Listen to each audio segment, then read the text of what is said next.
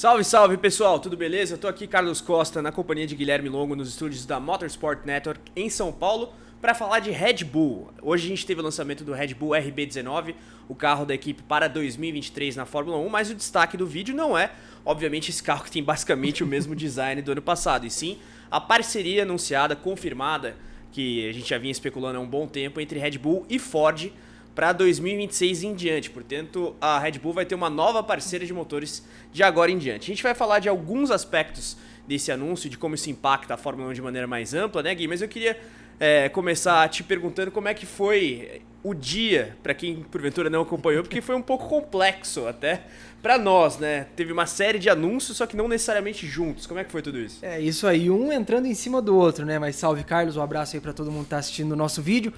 Tudo começou com a Ford, entre aspas, furando o lançamento da Red Bull. Tava marcado para 11 horas da manhã, que é o horário de Brasília. Quando foi 10h15 da manhã, a Ford anuncia: estamos de volta à Fórmula 1. 11 horas da manhã começa o lançamento. É aquele lançamento chato pra caramba. Ah, porque vamos fazer vídeo, vamos trazer um cara pra pintar um carro da Red Bull em branco, não sei o quê. No meio de tudo isso... Mais de 1h30 pro carro, de fato, se mostrar. Exato, e aí no meio disso veio um outro anúncio. A gente já tinha uma ideia, né? A gente tinha notícia, como a gente fala no jornalismo, sob embargo, que a Ford confirmava a parceria com a Red Bull e que seria fornecedora de motores da Red Bull e da AlphaTauri a partir de 2026. Então o projeto da Red Bull Powertrains vira agora Red Bull Ford Powertrains. Então, e só depois disso que veio o lançamento do carro, que decepcionou todo mundo, né? O carro todo em branco, todo mundo achava assim, pô, talvez venha aí uma mudança na pintura, né? Alguma coisa diferente. No final das contas, a mesmíssima pintura de todos os anos que a gente já tá acostumado a ver. E o carro, obviamente, não é o carro de 2023, era só um carro aí de exibição. Afinal, a gente só vai ver mesmo o RB19 e as suas principais características técnicas quando ele for pra pista. Deve ter algum dia de filmagem por aí vindo, sim, mas por enquanto a única coisa que está confirmado mesmo é a pré-temporada do Bahrein, lá em 23, 24, 25 Isso. de fevereiro. Esse destaque último do Gui é importante, né? Só a pintura do carro, não tem nem o que tirar do ponto de vista técnico e aerodinâmico nesse primeiro momento, e também ressalto aqui o que o Gui falou, né? A AlphaTauri também será cliente, na verdade, dessa parceria, vamos colocar dessa Sim. forma, entre Red Bull e Ford para 2026. Mas vamos entrar agora nas questões mais importantes do vídeo de hoje. Eu queria que você falasse um pouquinho sobre como vai se dar essa parceria entre Red Bull e Ford, né? Do ponto de vista do motor, da estrutura física até, né? Porque a gente vai ter a Red Bull Powertrains continuando Sim. agora ao lado da Ford. Como que vai ser isso aqui? Então, é interessante porque a gente vê parcerias entre equipes e montadoras, como por exemplo a Red Bull e a Honda até Sim. o final de 2021, continua agora, mas de outra forma, a montadora produz o motor. Aqui não, a gente vai ter a Red Bull produzindo o motor. A Red Bull já está produzindo o motor, inclusive. O Christian Horner vem falando que a expectativa é que até, se eu não me engano, maio, junho desse ano, já tenha o primeiro motor no banco de testes. Uhum. Então, aonde que a Ford entra? A Red Bull vai ficar bem focada na parte do motor de combustão interna, que ela já tem a tecnologia para isso.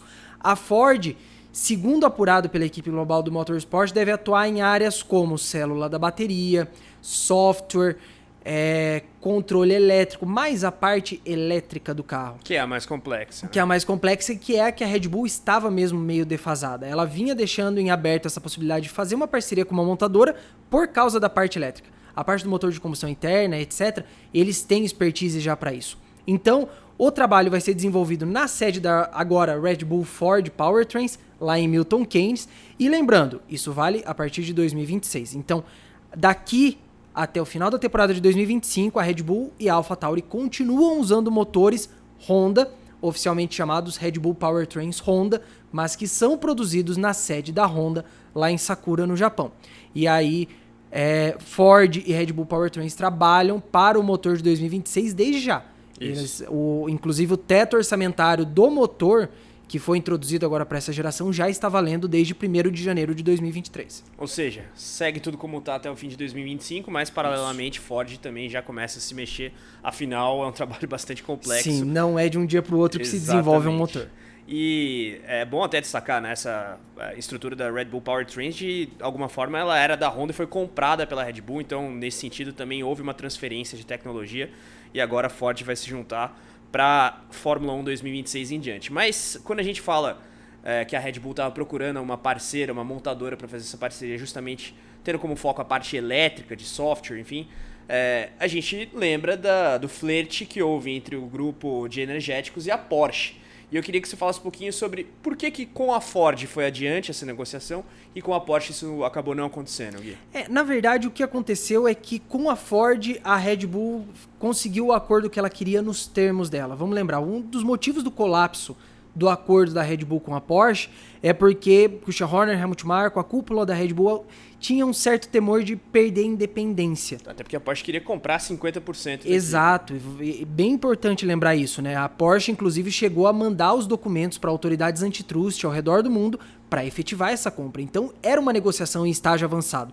Bastava a aprovação dessas autoridades, assinar o papel e estava comprado. E aí o medo do Horner e do Marko era justamente a Porsche interferir no trabalho deles. Exato, tornar uma coisa muito burocrática. Naquela época ainda com a iminência possível da morte do Dietrich Mateschitz, que acabou acontecendo, ele já estava bem mal de saúde, né, Gui? Então, com a Ford, a Red Bull tem o acordo do jeito que ela quer. Ela tem uma montadora, ela traz a expertise técnica dela, mas, assim, a Ford vai trabalhar no motor. A operação da equipe continua sendo da Red Bull, e era isso que eles queriam. Com a Porsche ia comprar metade da equipe, e ia ser as duas trabalhando no motor, as duas trabalhando na equipe, e era aí o grande temor mesmo da Red Bull.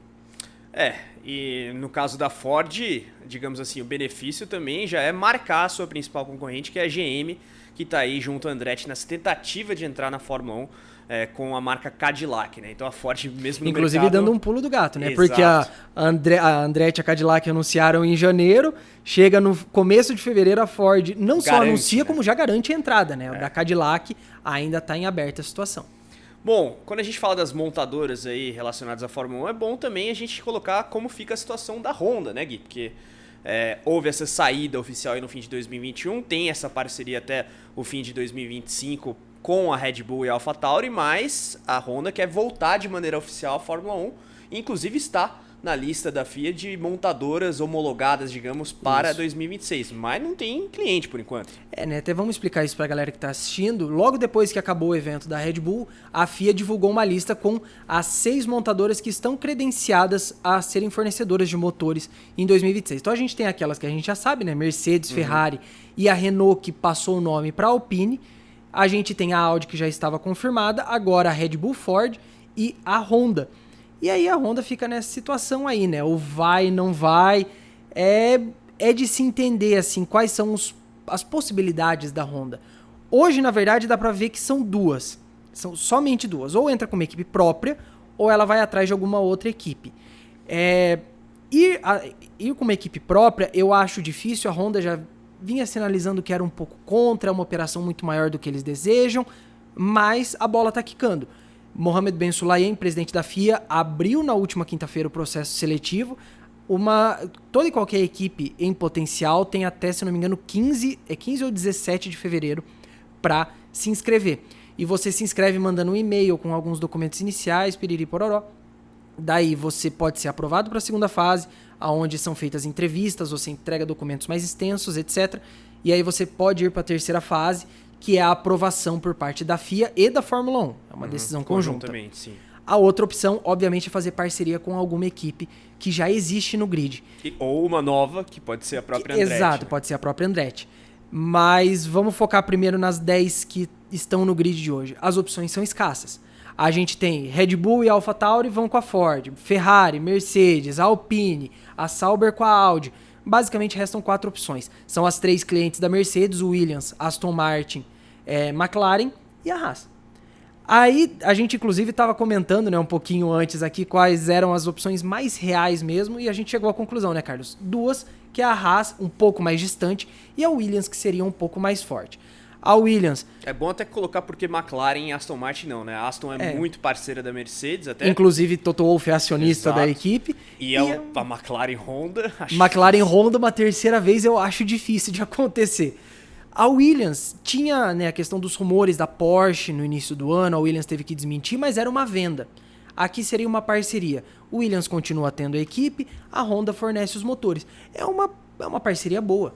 Funcionaria. Aí o Williams seria alçada ao título, né, de equipe de fábrica, ganharia um aporte financeiro importante da Honda, deixaria de ser uma equipe cliente, então ela tem um papel direto no desenvolvimento do motor. E para a Honda é interessante, porque está na Fórmula 1 e não tem o ônus de uma equipe própria. Por que a Haas é uma opção um pouco mais distante? A Haas seria interessante porque é uma equipe americana e a Honda tem uma penetração muito grande nos Estados Unidos. Mas a Haas hoje está muito ligada à Ferrari. Não à toa a Haas tem o quê? Um puxadinho dentro de Maranello. Exato. A Ferrari cedeu Simone Resta para ser diretor técnico da Haas. Então tem uma ligação muito forte entre essas duas equipes e eu não vejo ela se dissolvendo num futuro próximo. Aí, por isso que a Williams seria aí uma opção mais viável. Até porque no passado a gente já tinha falado também na possibilidade da Williams virar equipe cliente da Renault. Sim. Então, significa... Conversas acontecem, né? Exatamente. Não teria... Se poderia ser cliente da Renault, por que não uma parceria com a Honda, que é um status acima ainda? Mas tem que ver também como que a Mercedes se mexe nesses bastidores todos, porque ter um cliente a mais também significa ter mais dinheiro para reinvestir na própria operação. E lembrando, o chefe de equipe novo da Williams James vem Vowles. diretamente da Mercedes. Exato. E a Andretti poderia ser essa equipe em digamos assim, um acordo com a própria GM, né? Porque a Cadillac entraria como patrocinadora da equipe, digamos assim, com o nome, e a Honda seria a primeira fornecedora de motores para depois a GM avaliar se conseguiria ou não fazer uma unidade de potência própria. E lembrando que essa lista que a FIA divulgou nessa sexta-feira é para o ciclo de 2026 a 2030. Então, um potencial acordo Andretti, GM, Cadillac e Honda seria pelo período de 5 anos, né? A Cadillac podendo desenvolver motores só na janela de 31 a 35. E aí, eventualmente, se a Honda quisesse uma equipe própria para 31, daria tempo, né? Mas Sim.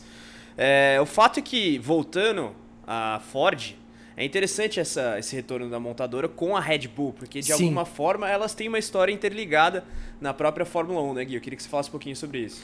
Querendo ou não, a saída da Ford da Red Bull, da Fórmula 1, está ligada à história da Red Bull. Diretamente. Diretamente, né? A Red Bull veio da equipe Jaguar, que usava os motores Ford. A Ford tinha um papel muito grande naquela operação.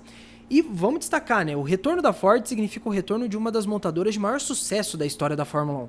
É a terceira maior vencedora, atrás somente de Ferrari e de Mercedes. É uma montadora que tem 13 títulos de pilotos, 10 de construtores. E vale um destaque, entre esses 13 de construtores, 3 brasileiros. Os 2 títulos de Emerson Fittipaldi e o primeiro de Nelson Piquet.